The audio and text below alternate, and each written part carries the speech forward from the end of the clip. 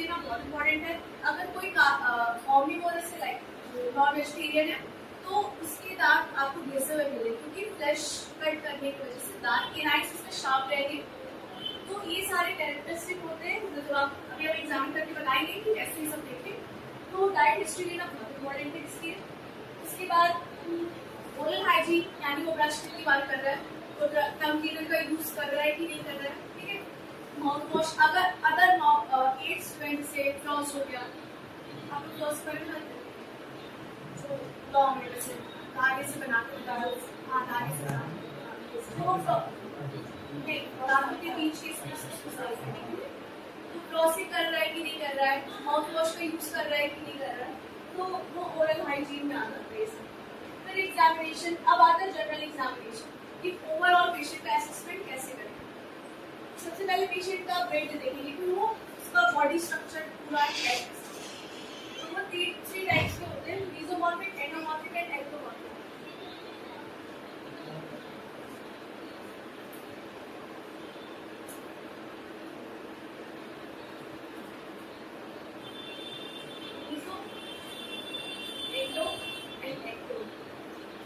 Meso यानी जो जिसकी हाइट और बॉडी के स्ट्रक्चर जो एकदम मीडियम हो, हाइट के हिसाब से उसका बॉडी वेट हो, वो आते हैं मीजोमॉर्फिक। एंडोमॉर्फिक जो खुले होते हैं अपने हाइट के हिसाब से, वो वीक होते हैं वो एंडोमॉर्फिक। एक्टोमॉर्फिक जो ओवरवेट होते हैं, ओबीज होते हैं, वो आते हैं एक्टोमॉर्फिक।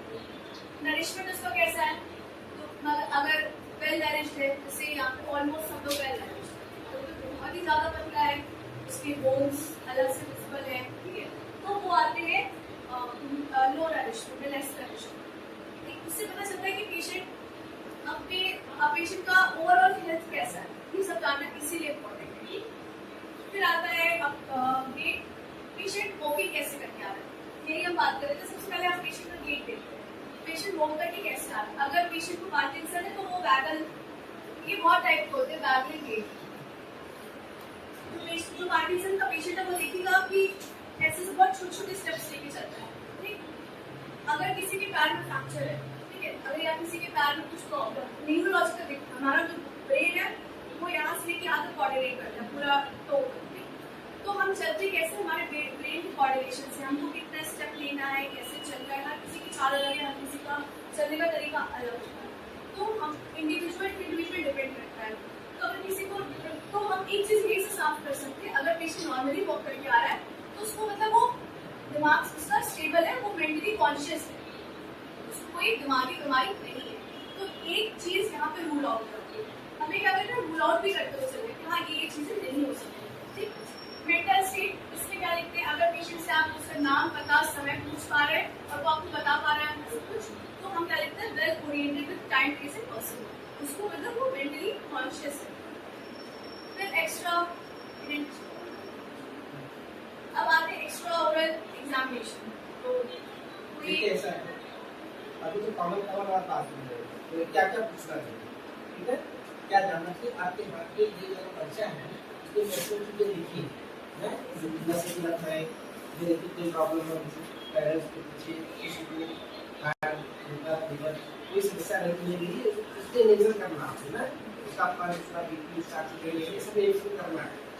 अब हम लोग इसको करते हुए एक समस्या पे आते हैं, जैसे हम आपको किसी समस्या पे भी तो फोकस कर पाएंगे ना,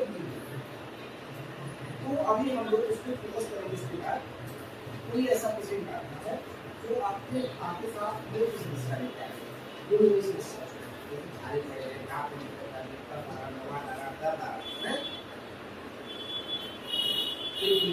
सूजन है, तो उसका नतीजा ये है कि हो सकता है कि उस पेशेंट को सामान्य समस्या हो या उसको कैंसर।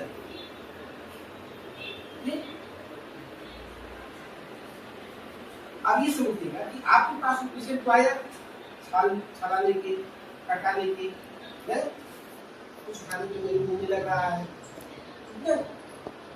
क्योंकि बीमारी कई सारी बीमारियों के सेम लक्षण होते हैं, ठीक है, तो इसीलिए ये सब जानना बहुत इम्पोर्टेंट, ऑक्यूपेशन जानना भी इम्पोर्टेंट है।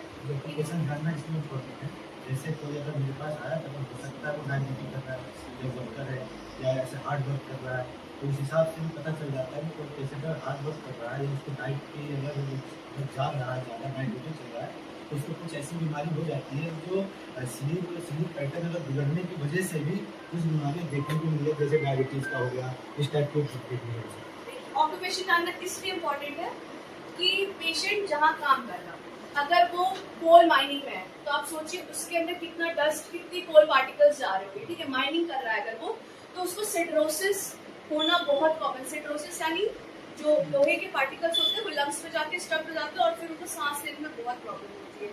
तो पेशेंट को ऑक्यूपेशन, अगर वो कारपेंटर है वो कील को अपने दांत के नीचे दबाएगा और उसको देखिएगा उसके सारे दांत घिसे हुए आपको मिलेंगे। अगर वो बहुत ज्यादा स्ट्रेस में है वो दांत को घिसेगा, like I am talking about now dentistry purpose. अगर वो दांत को घिस रहा, बहुत ज्यादा घिसा हुआ उसके आगे का दांत है, तो आपको समझ में आ जाए कि बहुत ज्यादा स्ट्रेस है, क्योंकि स्ट्रेस और गुस्से में इंसान दांत को, अपने मुंह को क्लेंच करता है, ठीक है।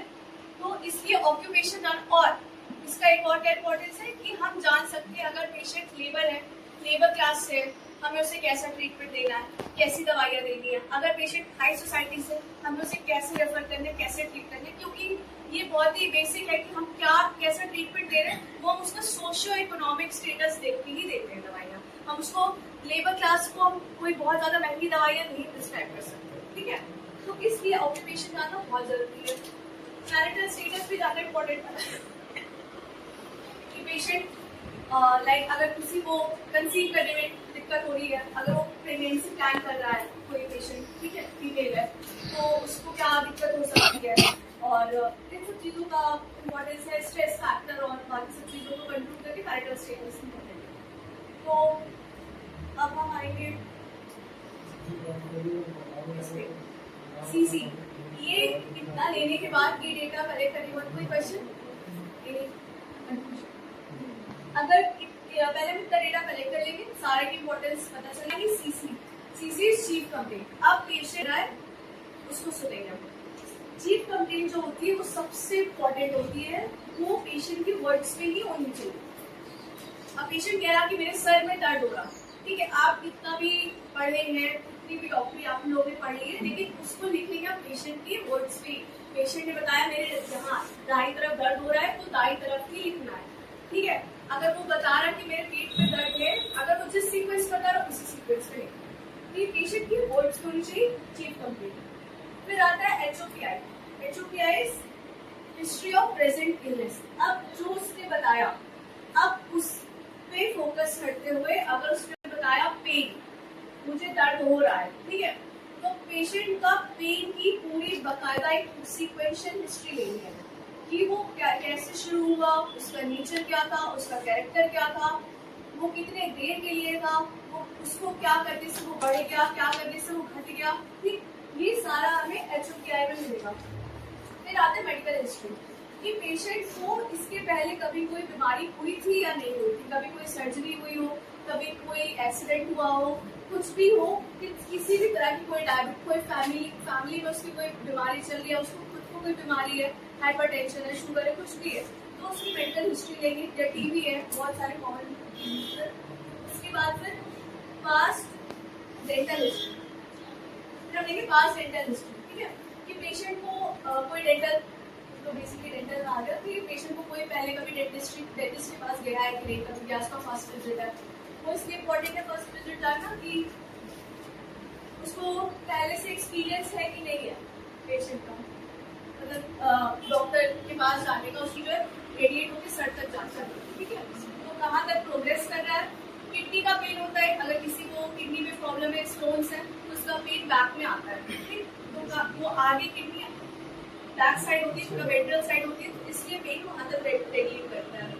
एग्रेवेटिंग यानी किस चीजों से दर्द बढ़ रहा है, अगर दांत में दर्द है तो कुछ खा रहे तो बढ़ रहा, मीठा खा रहे, ठंडा खा रहे, गर्म खा रहे, तो किस वजह से बढ़ रहा है, उसके साथ साथ क्या और हो रहा है, वोमिटिंग हो रही है और या फिर शिवरिंग हो रही, कुछ भी एसोसिएटेड सिम्टम उसके साथ क्या क्या हो रहे हैं वो लिखते हैं। फिर ट्रीटमेंट उसने क्या लिया, अगर वो दवाई कोई खा रहा है तो उस दवाई से उसका ठीक हो रहा, पेन रिलीफ हो रहा है कि नहीं हो रहा है, उसमें वो मेंशन करना है।